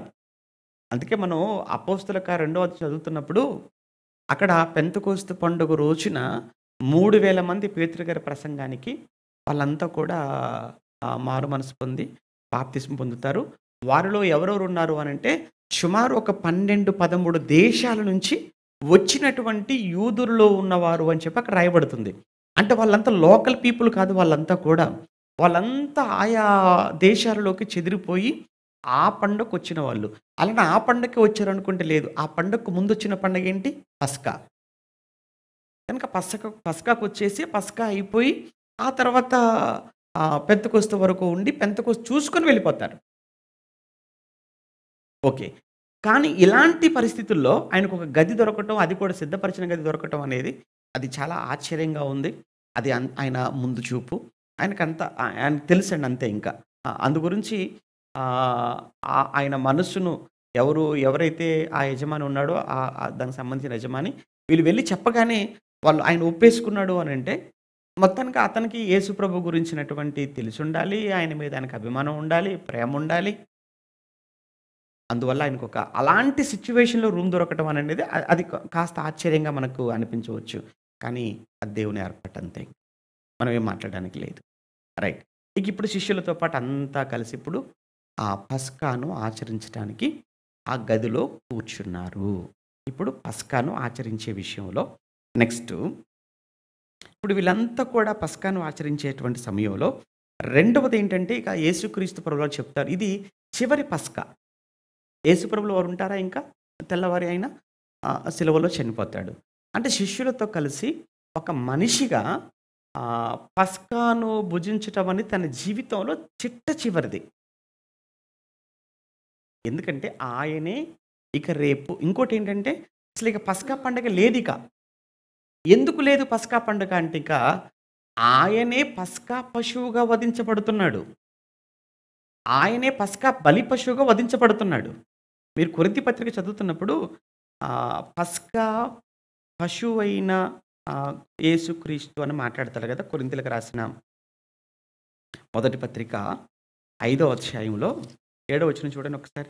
కొరింథీయులకు రాసిన మొదటి పత్రిక 5, 7లో మీరు పులిపిండి లేనివారు గనుక క్రొత్త ముద్ద అవుటకై ఆ పాతదైన పులిపిండిని తీసి పారవేయుడి. ఇంతేగాక క్రీస్తు అను మన పస్కా పశువు వధింపబడెను. క్రీస్తు అను మన పస్కా పశువు వధింపబడెను. ఇక మరలా పస్కా పండుగ అనేది ఏమీ లేదు. క్రీస్తే పస్కా పశువుగా వధించబడ్డాడు. ఆయన వధతో ఇక అన్ని బలులు నిలిచిపోయాయి. ఇక యేసుక్రీస్తు బలి తర్వాత ఇక పస్కా పండుగ, పర్ణశాల పండుగ, పెంతెకోస్తు పండుగ ఈ పండుగలున్నాయా? లేవు. వీటన్నిటికి ఫుల్ స్టాప్. వీటన్నిటికి స్వస్తి, సమాప్తం జరిగిపోయింది. ఎందుకంటే నిన్నటి దినాన మనం మాట్లాడుకోవాల్సిన ఒక పాయింట్‌లో యేసుక్రీస్తు ఆయన సిలువలోనికి వెళ్ళిపోతున్నాడు అనంటేనే, సిలువలో ధర్మశాస్త్రాన్ని ఆయన ఏం చేయబోతున్నాడు? మేకులతో కొట్టి ఆ ధర్మశాస్త్రములో ఉన్నటువంటి పండుగల, ధర్మశాస్త్ర సంబంధమైన బలుల, ధర్మశాస్త్ర సంబంధమైన ఆచారాల, ధర్మశాస్త్ర సంబంధమైన ప్రతి దానిని కూడా ఆయన ఏం చేయబోతున్నాడు? ఆయన మేకులతో సిలువలో దాన్ని కొట్టి, దాన్ని తీసివేసి, ఇక మీకు మాకు మధ్య ఉండిన ద్వేషము అని అంటాడు. మన ఉభయులను ఏం చేయబోతున్నాడు ఇప్పుడు ఆయన? ఏకం. అంటే ఈ ధర్మశాస్త్రం బట్టే కదా వాళ్ళు యూదులు, మేము అన్యులు అనే ఈ ఫీలింగ్స్ ఉన్నాయి. కాబట్టి ఇప్పుడు ఏ ధర్మశాస్త్రాన్ని బట్టి యూదులు, అన్యులు అనేటువంటి తారతమ్యం ఉందో, ఇప్పుడు ఆ ధర్మశాస్త్రాన్ని ఆయన నెరవేర్చి తీసివేయబోతున్నాడు. కనుక ఎప్పుడైతే ఇక ఆయన సిలువలో మరణించేసాడో, ఈ ధర్మశాస్త్రం సమాప్తి అయిపోయింది. అంటే ఇక పస్కా లేదా ఇక? లేదు. ఆయనే పస్కా పశువు అయిపోయాడు ఇప్పుడు. ఒకవేళ ఇప్పుడు మనకు పస్కా ఉందంటే, అదే మనం తీసుకునేటువంటి ప్రభురాత్రి భోజనం. ఎందుకంటే మనం ఇది చిన్నది కాదు మనం చేసేటువంటి పస్కా. ఇప్పుడు మనం ఆచరించేటువంటి ప్రభురాత్రి భోజనం అన్నది ఏదైతే ఉందో మనం ఆదివారం మనం తీసుకునేటువంటిది. ఆ రోజు మనం ఎవరిని మనం జ్ఞాపకం చేసుకుంటున్నామంటే, పస్కా పశువుగా వధింపబడిన యేసును కదా మనం జ్ఞాపకం చేసుకుంటున్నాం. ఇక మనకు నిత్యము, నిరంతరము ఇదే తప్ప, ఇక మరలా భౌతికమైనటువంటి బలులు, భౌతికమైన పండుగలంటూ మనకేమీ లేవు. అది చివరిది. ఇక ఆ పస్కాను ఆచరించటానికి శిష్యులతో పాటు కూర్చున్నాడు. ఈలోపు ఆ శిష్యుల మధ్య ఏమంటారు అనంటే, చిన్నపాటి వివాదం వారి మధ్య ప్రారంభమైంది. ఇంతకీ వారి మధ్య ప్రారంభమైనటువంటి ఆ వివాదం ఏంటంటే, ఎవరు గొప్ప? ఎవరు గొప్ప? ఎక్కడ రాయబడింది ఇది? ఒకసారి చూస్తారా? లూకా సువార్తలో రాస్తాడు. లూకా గారు రాశారు కదా! లూకా సువార్త 22వ అధ్యాయంలో. లూకా సువార్త 22వ అధ్యాయము 24వ వచనం. లూకా సువార్త 22, 24లో తమలో ఎవడు గొప్పవాడుగా ఎంచబడునో అను వివాదము వారిలో పుట్టగా, ఇదేం కొత్తగా పుట్టింది కాదు. ఆల్రెడీ గతంలో కూడా ఒకసారి వచ్చింది వాళ్ళలో. ఎవరిలో? 12 మంది శిష్యులండి. ఇప్పుడు ఉన్న సిట్యుయేషన్ ఏంటంటే, యేసుప్రభుల వారి పరిస్థితి బావుందా? ఆయన ముందు రోజు ఆయన చాలా కలవరపడ్డాడు అని మనం చదువుకున్నాం చూసారా? మాట్లాడుకున్నాం. ఎందుకయ్యా అంత కలవరపడుతున్నాడు అనంటే, ఈ రాత్రికి జరగబోయే పరిణామాలు చాలా భయంకరంగా ఉండబోతున్నాయి ఆయనకు. తెల్లవారితే ఆయన అనుభవించబోయే భయంకరమైన మరణశిక్ష కళ్ళ ముందు కదులుతుంది. ఇలాంటి పరిస్థితుల్లో వీళ్ళు దేని గురించి మాట్లాడుకుంటున్నారు? దేని గురించి వాదం పెట్టుకుంటున్నారంటే, మనలో ఎవడు గొప్ప? ఏమనాలి వాళ్ళను? మనలో ఎవడు గొప్ప? ఇప్పుడున్న సిట్యుయేషన్ ఏంటి? ఆయన మాట్లాడుతున్న మాటలేంటి? మీరు మాట్లాడుకుంటున్న మాటలేంటి? ఇప్పుడు ఇది అవసరమా? అలా అని ఇది మొదటిసారి కాదని చెప్పాను కదా! గతంలో కూడా ఒకసారి అలానే జరిగింది. ఎక్కడ? యేసుక్రీస్తు, పేతురు గారు, యాకోబు గారు, యోహాను గారు ఏవండీ ఆయన శిష్యులతో పాటు కొండ మీదకి వెళ్ళినప్పుడు ఆయన రూపాంతరం చెందుతాడు కదా! రూపాంతర కొండ అని చదువుకుంటాం. మత్తయి సువార్త 17వ అధ్యాయంలో. కిందికొచ్చేసరికి అక్కడ ఒక వ్యక్తిని, రోగంతో ఉన్నటువంటి ఒక వ్యక్తిని యేసుప్రభుల వారు బాగు చేసిన తర్వాత వారందరిని వెంట పెట్టుకొని తిరిగి వస్తుంటాడు. ఒకసారి మీరు ఎక్కడండి? మత్తయి సువార్త 17వ అధ్యాయం కదా! 17వ అధ్యాయంలో మీరు చదువుతున్నప్పుడు, ఆ 17వ అధ్యాయంలో ఆ వ్యక్తిని బాగు చేసి తిరిగి వచ్చేటప్పుడు వారిలో ప్రారంభమైనటువంటి ఒక వివాదం. వారిలో ఎవరు గొప్ప అనేటువంటి ఆ విషయంలో వారి మధ్య కలిగిన వివాదానికి ఇది చూడండి 18వ అధ్యాయం మొదటి వచనంలో, "ఆ కాలమున శిష్యులు యేసునొద్దకు వచ్చి, పరలోక రాజ్యములో ఎవడు గొప్పవాడు?" హ్మ్. ఎందుకొచ్చింది మీకు ఇప్పుడు ఈ విషయం ఎందుకొచ్చింది ఈ ప్రస్తావన? ఇక ఇంకొక విషయం కూడా చెప్తాను. ఎవడు గొప్ప అనేటువంటి విషయంలో ఏకంగా ఈ ఏమంటారు యాకోబు గారు, యోహాను గారు ఇద్దరు అన్నదమ్ములు గదా! వారి తల్లి ఉంది చూసారా? వారి తల్లి పేతురు, యాకోబుల తల్లి. అంటే జెబెదయి కుమారులని పిలువబడతారు. ఆయన భార్య గారు. ఈవిడ ఒక అడుగు ముందుకేసింది అసలే. ఏసి వీరిద్దరిని కూడా ప్రభు దగ్గరికి తీసుకెళ్ళిపోయి, ఈవిడ ఎంత పెద్ద పొజిషన్ కోరుకుందో తెలుసా పిల్లలకు? "ప్రభువా ఆహ్, నీ కుడి వైపున ఒకరు, నీ ఎడమ వైపున ఒకరు నా పిల్లలను కూర్చోబెట్టుకో. నీ కుడి వైపున ఒకరుండాలి. నీ ఎడమ వైపున ఒకరుండాలి." ఇది తల్లి అడుగుతుందా? లేదా వీళ్ళు అడిగిచ్చారా తల్లిని? ఈళ్ళేమన్నా చిన్న పిల్లలా అండి? 10థ్ క్లాస్ చదివే పిల్లలా? ఏవండి? ఈళ్ళేమి ఏమంటారు? బడి పిల్లలేం గాదు గదా! పేతురు ఏమంటారు? యాకోబు గారు, యోహాను గారంటే చాలా పెద్దవాళ్ళు. ఒకవేళ తల్లొచ్చిందండి. తల్లిని అడుగుతానని అప్పుడేమనాలి? అలా మాట్లాడొచ్చా? అలా అడగొచ్చా? అని తల్లిని వారించాలి. పోనీ తల్లి మాట్లాడుతుంది. మాట్లాడుతున్నప్పుడైనా అడ్డుపడాలి గదా! లేదు. అంటే ఇప్పుడు ఇది దీనంతటిలో మనకేం అర్థమవుతుందనంటే, ఏంటి పేతురు గారు, యాకోబు గారు ఏమంటారు? యాకోబు గారు, యోహాను గారు కూడా అదేమంటారు? ఆ పొజిషన్ కోసం ఏమైనా ఇష్టపడుతున్నారా? లేదంటే తల్లినేమైనా వీళ్ళే మోటివేట్ చేసి తీసుకొచ్చారా? ఇది ఎప్పుడైతే ఆమె అలా అడిగిందోనండి, ఆ మిగతా 10 మంది శిష్యులున్నారా? ఆ 10 మంది శిష్యులు ఒక్కసారిగా వీళ్ళిద్దరి వైపు సీరియస్‌గా చూసారు. ఎవరిద్దరి వైపు? యాకోబు, యోహాను వైపు. ఒకసారి చూస్తారా సందర్భం? 20వ అధ్యాయం. మత్తయి సువార్త 20వ అధ్యాయాన్ని మీరు చదువుతున్నప్పుడు, మత్తయి సువార్త 20వ అధ్యాయము ఎన్నో వచనము? 20వ వచనం నుంచి ఉంటుంది విషయమంతా. 24 చదువుకుందాం. తక్కిన 10 మంది శిష్యులు ఆ పదం చూడండి. తక్కిన 10 మంది శిష్యులు ఈ మాట విని ఆ ఇద్దరు సహోదరుల మీద కోపపడ్డారు. "ఏమయ్యా యాకోబు, యోహాను ఏం మాట్లాడుతుంది మీ అమ్మగారు ఇక్కడికొచ్చి? మీ అమ్మగారిని అనడానికి లేదులే మీకుండాలి. అంటే కుడివైపున, ఎడమవైపున మీరిద్దరు కూర్చుంటే మరి మేమంతా ఎక్కడ కూర్చోవాలి? అదేమైనా పద్ధతేనా అలా మాట్లాడడం?" అంటే పొజిషన్ ఎవరికుండదండి పొజిషను? ఎవరికుండదు చెప్పండి? ఎవరికైనా ఉండదండి? అందరికీ ఉంటదండి అసలు ఏమంటారు అనంటే ఆహ్, ఏముందంటే ఇవేమి మనకు కిరీటాలు వచ్చేవి కావు. ఇవేవి మనకు జీతాలు వచ్చేవి కావు. ఇవేవి మనకు బ్యాంక్ బ్యాలెన్స్ పెరిగేవి కాదు గానీ సంఘాలలోనండి.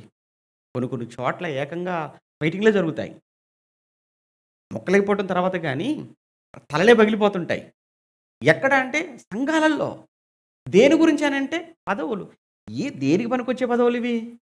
ఇదేమైనా ఆర్థిక శాఖ మంత్రా ఇదేమైనా? లేకపోతే రక్షణ శాఖ మంత్రి పదవులేమైనా ఉన్నాయా?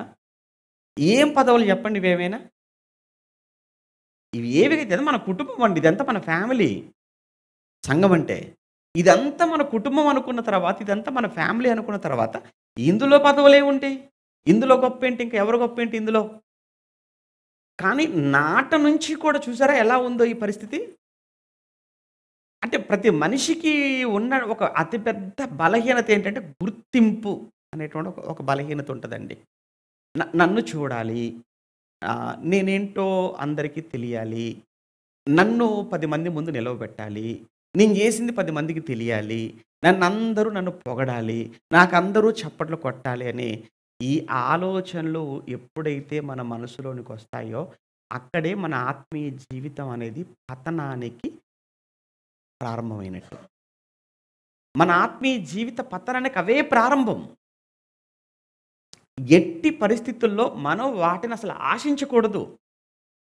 విచిత్రం ఏంటంటే, ప్రభువులోకి వచ్చిన తొలి దినాల్లో ఏం ఉండవండి ఇలాంటివి. వచ్చిన తర్వాత ప్రారంభమవుతుంటాయి. అసలు వచ్చినప్పుడు ఏం వాక్యం సరిగ్గా తెలీదు గానీ అప్పుడు బావుంటాం. వచ్చి వాక్యం వింటున్న కొద్దీ ఏమైపోద్దో తెలీదు. ఇవన్నీ వస్తుంటాయి తర్వాత. అంతేనా కాదా మీరు చెప్పండి బాప్తిస్మం తీసుకున్న తొలి దినాల్లో సంఘానికొచ్చిన కొత్తలో ఇవేమైనా ఆశపడతాం మనం ఏమైనా? ఏం ఆశపడమండి. ఏమంటే ప్రార్థనకెళ్ళామా, వచ్చామా, వెళ్ళామా, వచ్చామా అంతే. కానీ తర్వాత వాక్యం వింటూ, వస్తూ, పోతూ ఉంటా ఆ కొద్ది రోజుల తర్వాత ఏమైపోతామో తెలీదు. అసలు లోకంలో సామెత చెప్తుంటారులెండి. రాను రానట రాజుగారి గుర్రం అట ఏమైపోయిందని చెప్తుంటారు? తెలీదండి గాడిద. గుర్రం ఏమైపోయిందట? అంటే ప్రారంభ సంఘానికొచ్చిన తొలి దినాలలో బావుంటుంది విశ్వాసం. కానీ కాలం గడుస్తున్న కొద్దీ అంతకంతకు విశ్వాసంలో ఎదగవలసింది పోయి, విశ్వాసంలో అంతకంతకు పడిపోయి, లోకంలో ఉన్న ఒక అన్యుల కంటే కూడా చాలా హీనంగా ప్రవర్తిస్తుంటారు. ఆ మాటలు వేరు, ఆ భాష వేరు, ఆ ప్రవర్తన వేరు, ఆ తీరు వేరు.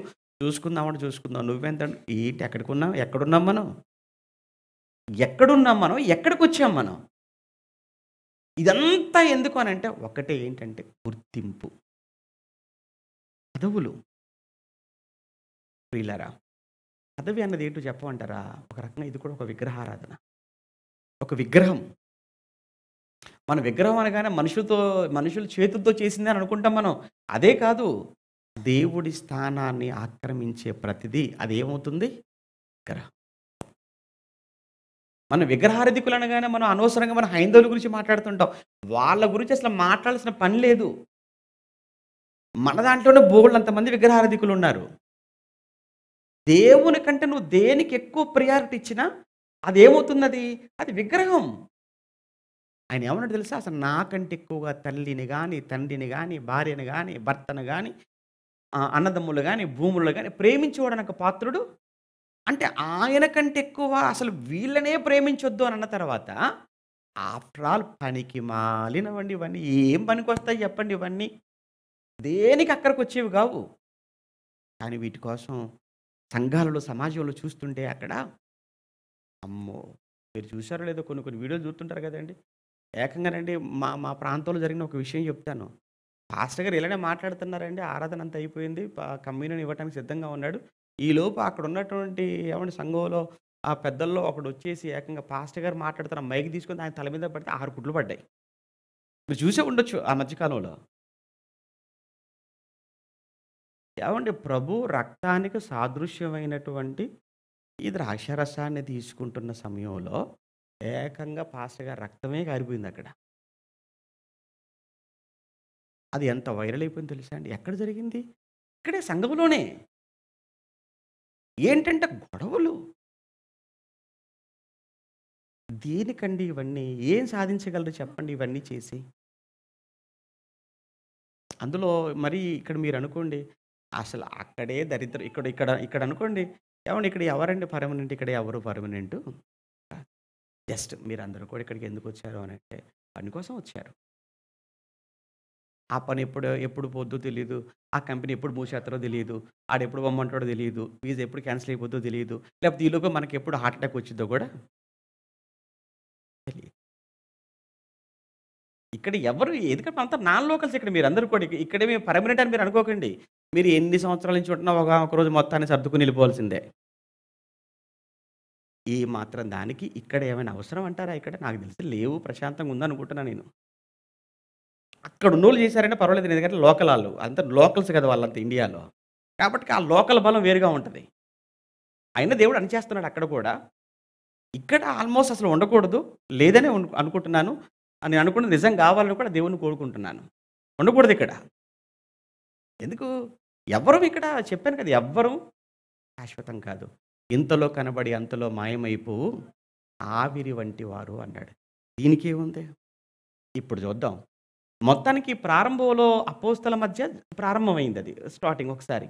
అప్పుడు ప్రభువు వాళ్ళకొక పాఠం చెప్పాడు. ఒక చిన్న బిడ్డని తీసుకొచ్చి వాళ్ళ ముందు నిలవబెట్టాడు. మత్తయి 18లో చిన్న బిడ్డని తీసుకొచ్చి నిలవబెట్టి, మీలో ఎవడు గొప్ప అని అంటున్నారు కదా! ఎవడైతే ఈ చిన్న బిడ్డల్లా మారుతాడో వాడే మీలో అందరికంటే గొప్ప. చిన్న బిడ్డల్లా మారిపోవటం అంటే అర్థం ఏంటి?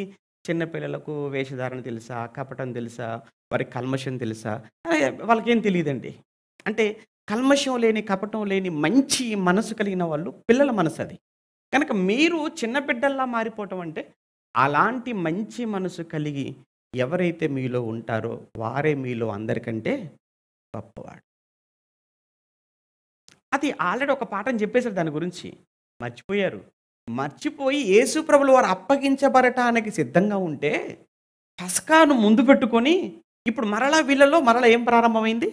వివాదం. దేని గురించిన వివాదం? పస్కా ముందు పెట్టుకొని చూడండి. పస్కా ముందు పెట్టుకొని వివాదం పెట్టుకుంటున్నారు. పస్కాను ముందు పెట్టుకొని వివాదం పెట్టుకుంటున్నారు ఆళ్ళు. దేని గురించిన వివాదం అంటే మరలా మనలో ఎవడు గొప్ప. అదే జరుగుతుంది ఇక్కడ. ఎక్కడ? లూకా సువార్తలో. లూకా రాసిన సువార్త 20 ఎన్నో అధ్యాయం 22వ అధ్యాయం 24వ వచనం. లూకా సువార్త 22, 24లో తమలో ఎవడు గొప్పవాడుగా ఎంచబడునో అను వివాదము వారిలో పుట్టగా. వాదం వేరు, వివాదం వేరండి. వాదం అంటే చిన్నది. వివాదం అంటే పెద్దగా అయిపోయిందనమాట అది. వివాదము పుట్టగా ఆయన వారితో ఇట్లా నేను అన్ని జనములలో రాజులు వారి మీద ప్రభుత్వం చేయుదురు, వారి మీద అధికారము చేయువారు ఉపకారుల అనబడుదురు. మీరైతే అలాగ ఉండరాదు. మీలో గొప్పవాడు. సహజంగా అన్యుల్లో ఏం జరుగుతుందంటే గొప్పడనేవాడు కుర్చీ మీద కూర్చుంటాడు, మిగతా వాళ్ళందరితో పని చేపిస్తాడు. అది లోకంలో జరుగుతున్నది. కానీ మీలో అలా ఉండకూడదు. ఎందుకంటే అది లోక సంబంధమైన రాజ్యం, ఇది పరలోక సంబంధమైన రాజ్యం సంఘం అంటే. అక్కడ చేయించేవాడు గొప్పోడు. కానీ ఇక్కడ ఆత్మ సంబంధమైన ఈ పరలోక రాజ్యములో చేయించేవాడు కాదు గొప్పవాడు, చేసేవాడు గొప్పవాడు. అది ఆ రాజ్యానికి ఈ రాజ్యానికి ఉన్నటువంటి తేడా అని ప్రభు వాళ్ళకు పాట చెప్తాడు. గొప్పవాడెవడు? భోజన పంక్తిని కూర్చుండువాడా, పరిచర్య చేయువాడా అంటే పంక్తిని కూర్చున్నవాడు కదా సహజంగా గొప్పోడంటే. అంతే కదండి.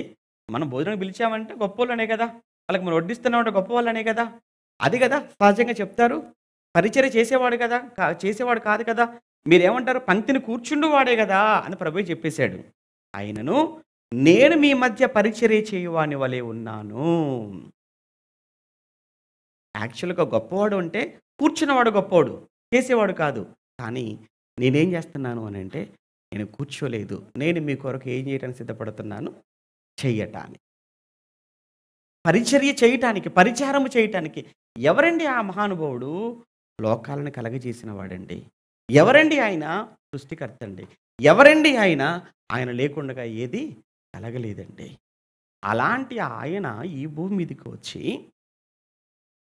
అప్పటి వరకు వారికి ఒక గురువుగా ఉండి, అప్పటి వరకు వారికి ఒక బోధకుడుగా ఉండి, అప్పటి వరకు ఎంతో జ్ఞానం చెప్పి, ఎన్నో సూచక్రియలు, ఎన్నో అద్భుతాలు చేసి, తిరిగి వారికి ఆయన పరిచర్య చేయటానికి సిద్ధపడుతున్నాడు అనంటే, ఇది యేసుక్రీస్తును గొప్ప చేసినటువంటి గొప్ప కార్యక్రమం ఏంటంటే, ఆయన తన్ను తాను ఎంతగా రిక్తుడిగా చేసుకోవాలో, ఎంతగా తగ్గించుకోవాలో అది చూపిస్తున్నాడు. అందుకే మీరందరూ కూర్చోండి అన్నాడు. అందరినీ కూర్చోబెట్టాడు. అందరికీ ఆయన పైనున్నటువంటి ఏమంటారు? ఆయన పైనున్న వస్త్రాన్ని తీసివేసి, ఆ తువాలు తీసుకొని నడుము కట్టుకున్నాడు. ఒక పళ్ళెం తీసుకురమ్మన్నాడు. పళ్ళెంలో నీళ్లు పోసాడు. వాళ్ళ పాదాలు ఆ పళ్ళెంలో పెట్టి కడగటం ప్రారంభించాడు. దీని గురించి అండి మత్తయి గారు గాని, మార్కు గారు గాని, లూకా గాని రాయలేదండి. మీరు చూడండి, ఈ విషయం మత్తయి, మార్కు, లూకాలో కనబడదు ఈ విషయాన్ని. ఈ విషయాన్ని ఎవరు రాస్తారంటే యోహాను గారు మాత్రమే రాస్తారు ఈ విషయాన్ని. అంటే యోహాను గారు రాయటంలో అంటే బహుశా యేసు ప్రభుల వారండి యోహాను గారి పాదాలు పట్టుకున్నప్పుడు ఆయనలో కలిగిన ఎమోషన్స్, ఫీలింగ్స్ ఎలా ఉంటాయండి నిజంగా. ఒక పెద్ద వ్యక్తి వచ్చేసి మన తల మీద చేయేశాడు అనుకోండి, ఎంత గొప్ప ఆశీర్వాదం అనుకుంటాం.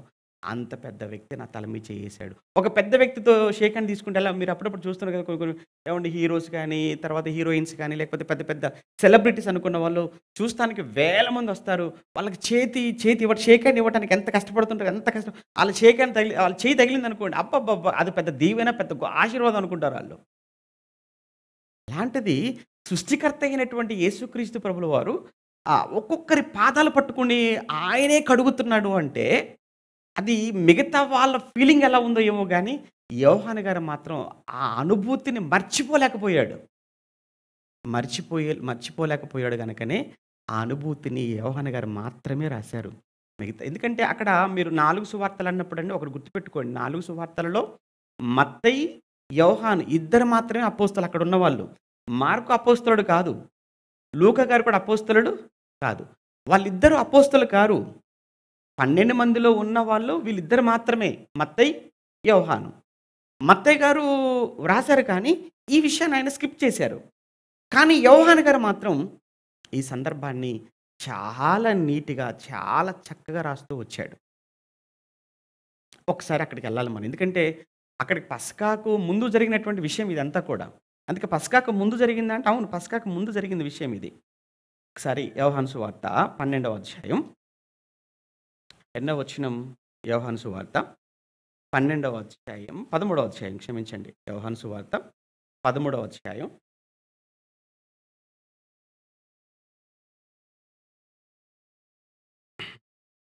ఆ! యోహాను సువార్త 13వ అధ్యాయం 3 నుంచి చదువుతున్నప్పుడు, తండ్రి తన చేతికి సమస్తమును అప్పగించిననియు, తాను దేవుని యొద్ద నుంచి బయలుదేరి వచ్చిననియు, దేవుని యొద్దకు ఎరిగి భోజన పంక్తిలోంచి లేచి తన పై వస్త్రమును అవతల పెట్టివేసి తువాలు తీసుకొని నడుము కట్టుకొని, అంతటా పళ్ళెంలో నీళ్లు పోసి శిష్యుల పాదములు కడుగుటకు తాను కట్టుకొని ఉన్న తువాలు తుడుచుటకు మొదలు పెట్టాను. ఇట్లు చేయుచు ఆయన సీమోను పేతురు దగ్గర రాగానే ప్రభువా అన్నాడు ఒక్కసారిగా. ఎవరు? పేతురు గారు. కంగారు ఎక్కువ కదండీ. కంగారు ఎక్కువ అని కాదులే గానీ మంచోడే చాలా. హ్మ్. ప్రభువా అన్నాడు. ఏంటి నాయనా ఏమైంది పేతురు అనగానే, నీవు నా పాదములు కడుగుతావా? మేమందరం గదా నీ పాదాలు కడగాలి. మేమందరం నీ పాదాలు కడిగినా తక్కువయ్యా? అంత గొప్పోడివయ్యా నువ్వు. అలాంటిది మేమంతా నీ పాదాలు పట్టుకొని నీ పాదాలు కడగవలసింది పోయి, నీవు నా పాదాలు కడగటమా? No, no, no. వద్దు, వద్దు, వద్దు, వద్దు అని అవాయిడ్ చేస్తున్నాడు. ఎవరు? పేతురు గారు. అందుకు యేసు ఇట్లు చేయిచ్చు ఏమన్నాడు? అందుకు యేసు, నేను చేయుచున్నది ఇప్పుడు నీకు తెలీదు గానీ, ఇక మీద తెలుసుకుంటావు. పేతురు నీవెన్నడును నా పాదాలు కడగరాదని ఆయన పేతురు గారు అనగానే, అలా అయితే అలా వద్దన్నావనుకో, నీతో నాకు పాలు లేదనగానే, అమ్మమ్మో! అలా అయితే వద్దొద్దొద్దు. కడిగేసేయి. ఒక కాలేంటి నాయనా మొత్తం కడిగేసేయి నన్ను. ఎవరు మాట్లాడుతున్నారు? పేతురు గారు మాట్లాడుతున్నారు. అప్పుడు ప్రభువు అన్నాడు, అదేంటి స్నానం చేసేవాడు ఆల్రెడీ పాదాలు ఏమంటాడక్కడ? పాదములు మాత్రమే నా చేతులు తల కూడా కడుగమని చెప్పేసి అతను చూసి స్నానం చేసినవాడు పాదములు తప్ప మరేమీ కడుక్కోనక్కర్లేదు. ఆల్రెడీ స్నానం చేసి వచ్చేసారు కదా! ఇప్పుడేంటంటే పాదాలు మాత్రం కడుక్కుంటే సరిపోదు భోజనానికి ముందు. కనుక అతడు కేవలం పవిత్రుడయ్యను. మీరును పవిత్రులు కానీ, మీరు కూడా పవిత్రులు కానీ, మీలో అందరూ పవిత్రులు గారు. మీరు పవిత్రులే. కానీ మీలో అందరూ పవిత్రులు గారు అని అన్నాడు. ఆయన ఎందుకన్నాడు ఆ మాట అంటే, వారిలో 12 మందిలో ఎవరున్నారు? ఇస్కరియోతు. ఇక్కడ అద్భుతమైన మరొక విషయం ఏంటంటే మనం ఆలోచించవలసింది. యేసు ప్రభు 11 మందిదే కాదు. ఇస్కరియోతు యూదా పాదాలు పట్టుకొని వాడి పాదాలు కూడా ప్రభు కడిగేశాడు. ఇక్కడ మనం బాగా నేర్చుకోవాల్సిన విషయం ఏంటంటే, ఇప్పుడు మిగతా శిష్యులకు తెలీదు ఇస్కరియోతు యూదా అప్పగిస్తాడు అనేటువంటి సంగతి. ఆడే దొంగ ద్రోహి అనే సంగతి. అంటే అప్పగించబోయేది అతనేనన్న సంగతి. కానీ ఎవరికి తెలుసా? యేసు ప్రభువుకి తెలుసండి.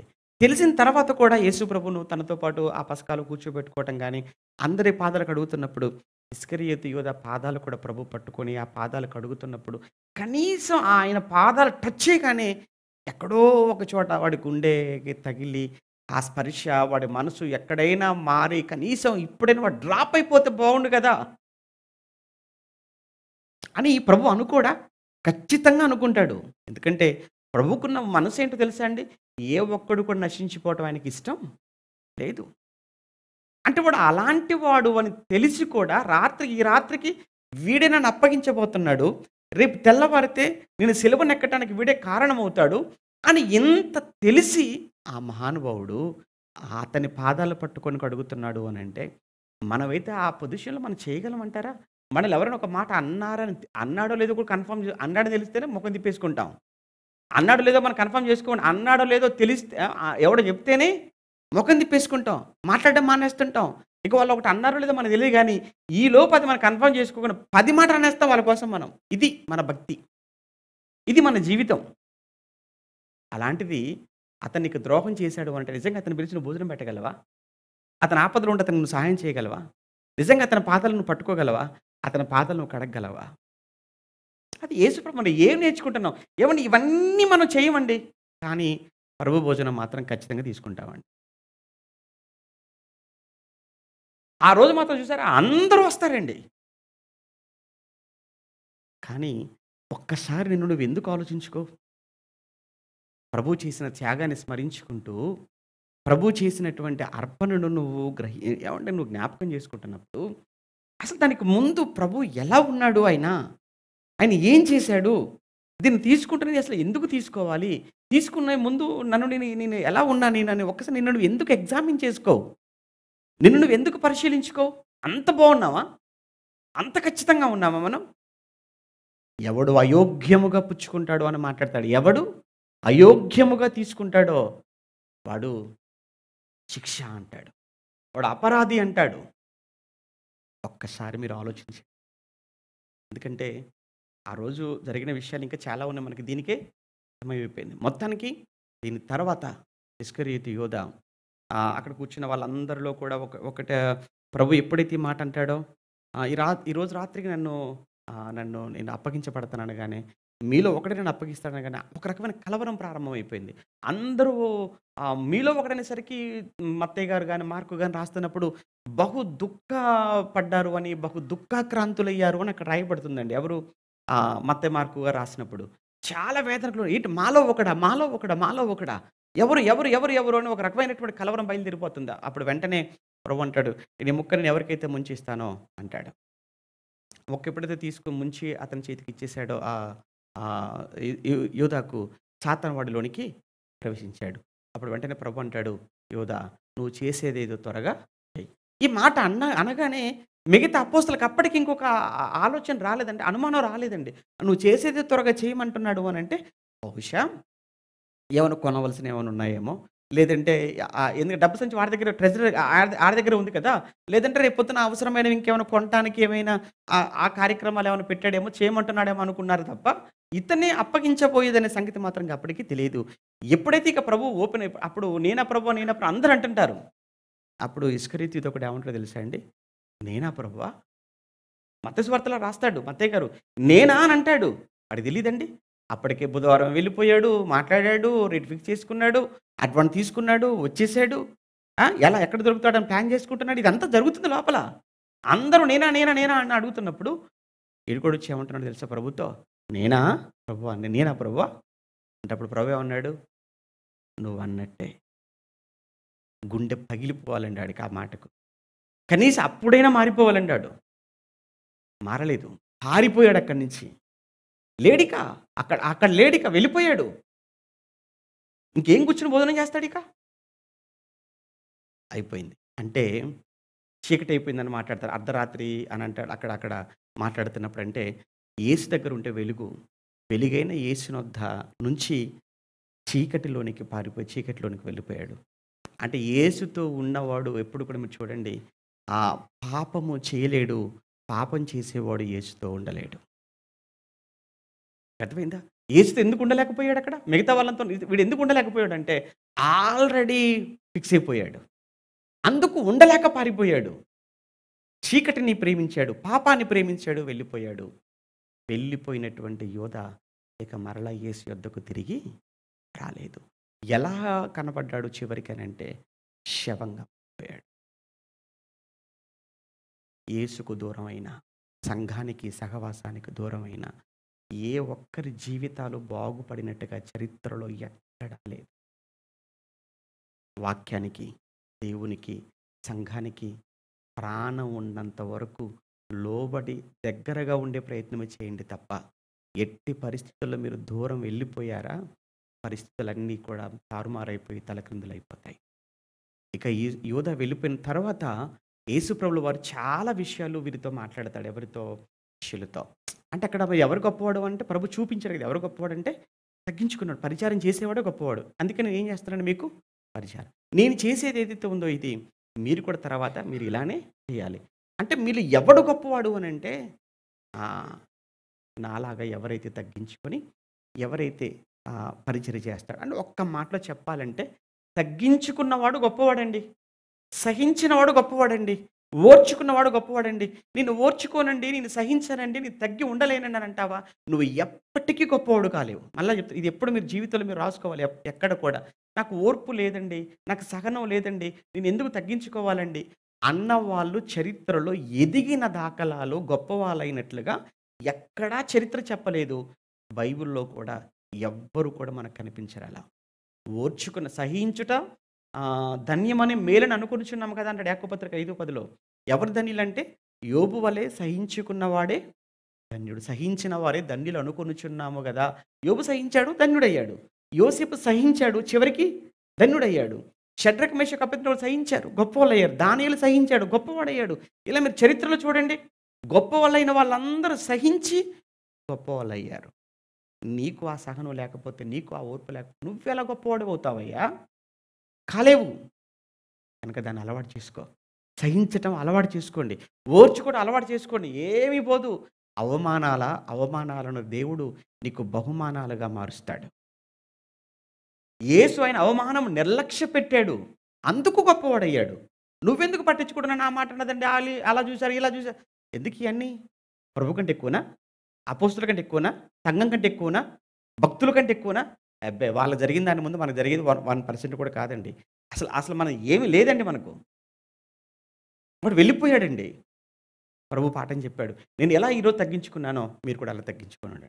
అలా మీరు తగ్గించుకోవటం అక్కడ కడగమనేది కాదు గాని అక్కడ నేను ఎలా తగ్గించుకొని ఇంత గొప్ప ఆయన అంత గొప్పవాడు అంతగా తగ్గించుకున్నాడండి. మనం ఎందులో గొప్ప చెప్పండి మనకు? యేసు ప్రభుతో పోల్చుకుంటే మనం ఏ విషయంలో గొప్ప వాళ్ళం మనం? ఆయన లేకపోతే మనకు అసలు ఈరోజు మనకు అడ్రస్ లేదండి. యేసు లేకపోతే ఈరోజు మనకు బ్రతుకుందా? లేదు. మరి మనకు బ్రతుకిచ్చినటువంటి ఆయనే అంత తగ్గినప్పుడు నేను తగ్గటంలో తప్పే ఉంది? తగ్గండి. ఎంత తగ్గుతా ఎంతకైనా తగ్గండి. యేసుప్రభువు ఎంతకొచ్చాడు అనంటే దేవుని సమానత్వాన్ని వద్దనుకున్నాడు. దేవుని స్వరూపాన్ని పోగొట్టుకున్నాడు. మనుషుల స్వరూపం అన్నాడు. మళ్ళా మనుషుల స్వరూపంలో మళ్ళా ఏ స్వరూపం అనంటే దాసుని స్వరూపం. అసలు దాసుని స్వరూపం కంటే ఇంకా ఏమైనా తక్కువ ఉందంటే అక్కడ కూడా వెళ్ళిపోతాడు ఆయన. యాక్చువల్‌గా ఆ కాలానికి దాసుడు అనంటే ఇంకా వాడు ఏంటంటే వాడు ఒక మనిషిగా చూసేవాళ్ళు కదా ఆ రోజుల్లో. దాసుడు అంటే అంతకంటే కూడా మనుషుల్లో తక్కువ స్థాయి ఎవరిదంటే దాసుడిది. ఎక్కడ ఉన్న ప్రభువు ఎక్కడికొచ్చాడో, ఎక్కడికొచ్చి మనుషుల్లో మళ్ళీ ఎంతగా తగ్గించుకున్నాడు. ఇక యేసు ప్రభు తగ్గించుకున్న దానికంటే ఇక తక్కువ అనేది ఇక లేదు. అంతగా తగ్గించుకున్నాడు గనుకనే పరమందున్న తండ్రి అంతగా ఆయన హెచ్చించాడు. పరలోకమందున్నవారు గాని, భూమి మీద ఉన్నవారు గాని, భూమి క్రింద ఉన్నవారు గాని అందరూ ఆయన నామమున మోకాళ్ళు వంగాలి. అందరూ ఆయనను ప్రభువు అని నోటితో ఒప్పుకోవాలి. ఎందుకయ్యా ఇంత గొప్ప చేశావు? అంతగా తగ్గించుకున్నాడు. అది చూపించాడు ఆయన వెళ్ళిపోయే ముందు శిష్యులకు. ఆ తర్వాత మీరు యోహాను సువార్త మీరు 14, 15, 16, 17 ఈ అధ్యాయాలు మీరు చదువుకోవాలి. ఎందుకంటే ఇవన్నీ కూడా యేసు ప్రభువు పస్కాను ఆచరించడానికి ముందు ఆ మేడగదిలో యేసు ప్రభు శిష్యులకు చేసిన హెచ్చరికలు. 14వ అధ్యాయంలో ఏం చెప్తుంటాడు?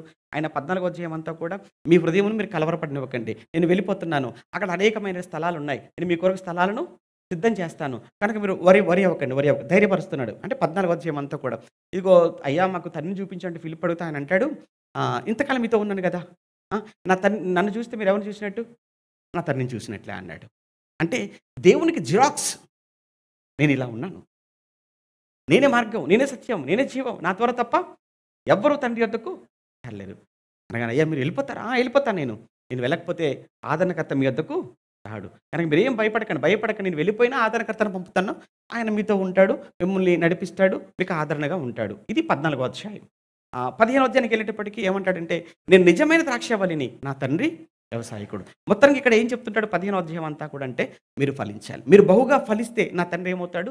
మహిమపరచబడతాడు. కానీ మీరు దేవుణ్ణి మహిమపరచడం అంటే అర్థం ఏంటంటే కేవలం పాట పాడతారంటే కుదరదు. నువ్వు పాట పాడటం ఎంత ముఖ్యమో నీ నుంచి ప్రేమ, సంతోషం, సమాధానం ఈ ఫలాలు ఉన్నాయి చూసారా? ఈ ఫలాలు రావడం కూడా అంతే ముఖ్యం.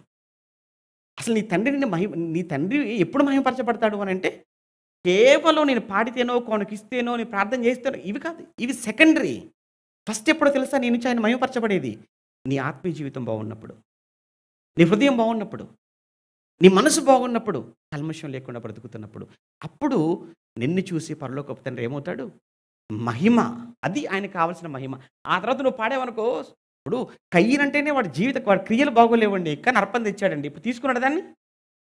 అంటే కయ్యని అర్పణ స్వీకరించాలంటే ముందు ఎవరు బాగుండాలి? కయ్యను బాగుండాలి. దేవుడికి అర్పణ ఎందుకు? అలా నువ్వు పాట పాడొచ్చు, కాదంటం లేదు. నువ్వు నడిపించొచ్చు, కాదంటం లేదు. కానీ దీనికంటే ముందు ఏది బాగుండాలి? నా హృదయం, నా బ్రతుకు బాగుండాలి. నా బ్రతుకు బాగుండాలి. నీ బ్రతుకు బాగోలేక నువ్వెంత కొనికివు, నీ బ్రతుకు బాగోలేక నువ్వెంత చెయ్యి, అంత బూడిదలో పోసినట్టే. No use. ఒక్కసారి ఆలోచించండి. ఒకవేళ కష్టంగా ఉన్నా ఇవి స్వచ్ఛమైన ఏమంటారంటే యథార్థమైన మాటలివి. దేవుడు సరిచేసుకునే వాళ్ళు ఉన్నారు అని, మారేవాళ్ళు ఉన్నారు అని, మారతారని దేవుడు పలికిస్తున్నాడు అని మీరనుకోండి. శాస్త్ర పరిచయలాగా మనుషులు కఠినం చేసుకోకండి. దేవుడు వాళ్ళకి అర్థమైంది మా కోసమేనని. కానీ మారలేదు వాళ్ళు. ఒకవేళ మా కోసమని మీరు ఒకవేళ అనుకుంటే, మీరు మారండి తప్ప మీ మనసును కఠినం మాత్రం చేసుకోకండి. ఇది 15వ అధ్యాయం అండి. అంతే కదా! 15వ అధ్యాయంలో ఒక మాటలో చెప్పాననమాట అది. ఇక 16వ అధ్యాయానికెళ్ళేసరికి ఈ 16వ అధ్యాయంలో ఏం చెప్తుంటాడంటే, ఇదిగో నేను వెళ్ళిపోతున్నాను. నేను వెళ్ళిపోయిన తర్వాత మిమ్ములను చాలా భయంకరంగా హింసిస్తారు. ఎంత భయంకరంగా అంటే మిమ్మల్ని సమాజ మందిరం నుంచి ఏం చేస్తారు వాళ్ళు? వెలివేస్తారు. వెలివేసి మిమ్మల్ని చంపుతారు కూడా. మిమ్మల్ని చంపుతూ వాళ్ళేమనుకుంటారంటే, ఇదే దేవుని సేవ. ఉగ్రవాదం. మిమ్మల్ని వెలివేస్తారు. మిమ్మల్ని చంపుతారు. చంపుతూ దేవునికి సేవ చేస్తున్నాం అనుకునే కాలం వస్తుంది. నిజంగానండి ఈ మాటలు ఎంత బలం ఇచ్చాయంటే అపోస్తలులకు, యేసు ప్రభు పరలోకానికి వెళ్ళిపోయిన తర్వాత, పునరుత్థానం చెంది పరలోకానికి వెళ్ళిపోయిన తర్వాత ఆ స్టెఫెను రాళ్ళతో కొట్టి చంపేశారు కదా! ఆ తర్వాత 8వ అధ్యాయంలో పౌలు సంఘాలను భయంకరంగా హింసిస్తున్నాడు కదా! యాకోబును ఖడ్గంతో చంపించేసాడు కదా! అప్పుడు ప్రభు చెప్పిన ఈ ప్రసంగ జ్ఞాపకం వచ్చేసింది. అమ్మో! ప్రభు ముందే చెప్పాడు ఏమని? సమాజంలోంచి వెలివేస్తారు. వెలివేయటమే కాదు చంపుతారు. చంపటమే ఏ సేవ అనుకుంటారు? దేవుని సేవ అనుకుంటారు. ప్రభువు ఆ రోజు చెప్పాడు. ఆయన చెప్పినట్టుగా ఇప్పుడు మనకిది జరుగుతుంది. అని వాళ్ళు బలపడిపోయి ఇంకా దేవుని కోసం, ప్రభు కోసం చాలా విశ్వాసంతో చాలా ముందుకెళ్ళిపోయారు. వాళ్ళు దేన్ని కూడా వాళ్ళు లెక్క చేయలేదు. అంటే ప్రభువు వాళ్ళని ఎంత మోటివేట్ చేస్తున్నాడు ఆయన చనిపోవడానికి ముందు, అప్పగించబడటానికి ముందు రోజు జరుగుతున్నవి ఇవన్నీ కూడా. ఇది 16వ అధ్యాయం. ఇక 17వ అధ్యాయానికెళ్ళేటప్పటికండి యోహాను సువార్త 17లో ప్రభు ప్రార్థన చేశాడు. 17వ అధ్యాయం అంతా కూడా ఏంటంటే ప్రభు చేసిన యేసు ప్రభు జీవితంలో చేసిన అతిపెద్ద ప్రార్థనగా మనకి 17వ అధ్యాయం కనబడుతుంది. 17వ అధ్యాయం అంటేనే అంత ప్రార్థనండి. ఎవరి కోసం చేశాడో తెలుసా? ఒకటి ఆయన కోసం చేశాడు ఫస్ట్. ఆయన కోసం చేసుకున్నాడు. రెండోది వచ్చేసి అపోస్తలుల కోసం చేశాడు. మూడోది మనందరి కోసం చేశాడండి అప్పుడే. ఎందుకంటే ప్రభువా నన్ను నమ్మిన వారందరూ నువ్వు ఎలా ఏకంగా ఉన్నామో నన్ను బట్టి నిన్ను విశ్వసించిన వాళ్ళందరూ కూడా ఎలా ఉండాలి? ఏకముగా. అలా ఉన్నామా? అలా ఉన్నామా? ఏకంగా ఉన్నామా? ఒకటిగా ఉన్నామా? ఏక మనసు కలిగి ఉన్నామా? ఏక హృదయం కలిగి ఉన్నామా? ఏకాత్మ కలిగి ఉన్నామా? ఎక్కడ ముక్కలు ఎక్కడ చూడండి. అంటే యేసు చేసిన ప్రార్థనను మనం ఏం చేస్తున్నాము? పాడు చేస్తున్నాం. ఆయన ప్రార్థనకు న్యాయం చేస్తున్నామా? న్యాయం చేస్తే మనం ఎలా ఉండాలి? ఒక్కటిగా. అంటే 17వ అధ్యాయంలో ఆయన ప్రార్థన చేశాడు. ఇక ఇలా ప్రార్థన చేసి ఇక ఏమంటున్నాడో తెలుసండి 33వ వచనంలో 33న 33వ వచనంలో చెప్తున్నాడు ఇంకా వెళ్ళిపోయి ఇంకా లేచిన తర్వాత ఇదిగో ఈ రాత్రికి నన్ను తీసేసుకుంటారు, నన్ను పట్టుకుంటారు వాళ్ళు. ఆ తర్వాత మీరందరూ వెళ్ళిపోతారు అని అనగానే పేతురు అంటాడు, లేదు లేదు ప్రభా, ఎవరు వెళ్ళిపోయి నేను వెళ్ళిపోను ప్రభా అంటాడు. ఈ పేతురు ఈ మాట అనగానే మిగతా వాళ్ళు కూడా లేదు ప్రభా మేము ఎవరు వెళ్ళిపోవు అంటారు. అప్పుడు పేతురు నన్ను పట్టుకున్న తర్వాత నా కోసం నువ్వు ఏమంటావో తెలుసా? అసలు ఆయన ఎవరో నాకు తెలియదు, నువ్వు ముమ్మారు పలుకుతావు, కొడుకొస్తుంది. ఈ విషయాలన్నీ కూడా చెప్పి మొత్తానికి యేసు ప్రభుల వారు గెత్సెమనే వనానికి వెళ్ళిపోతాడు. అక్కడ రాత్రి వచ్చి ఆయన్ను అరెస్ట్ చేస్తారు. అరెస్ట్ చేసిన తర్వాత ఏం జరిగింది ఏంటి అనేది అవన్నీ గుడ్ ఫ్రైడే రోజు మాట్లాడుకో. ఓకే.